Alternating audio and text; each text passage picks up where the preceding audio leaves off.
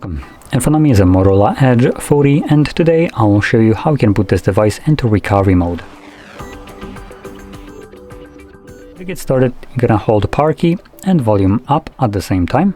This will bring up the boot options, and all you need to do is select power off. Once the device turns off, you want to hold power key and volume down at the same time. This will bring us to the boot mode, so here we will need to use volume buttons, either one of them, to select recovery mode like this and confirm it with power button.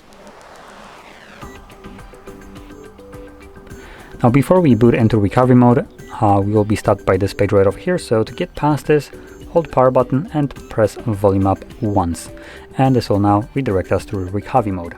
Now in here, again, you'll be using volume buttons to navigate up and down. And to quickly go over the options that we have access to, we have Reboot System Now, which brings us back to Android. Reboot to bootloader, which will take us back to the previous menu. Enter Fast Boot Mode, which technically bootloader, and the first one that we've seen, would be considered as Fast Boot Mode as well, but this one is a dedicated Fast Boot Mode. Then we have Apply Updates from ADB or SD card, which keep in mind there is no SD card slot in here. Wipe data, factory reset, mount system, view logs, run tests, and power off the device. So those are all the options that we have access to in this mode. Now I'm gonna stick with the first one and then confirm it once it's selected using power button, which will bring me back to Android. And as you can see, we are now back in Android.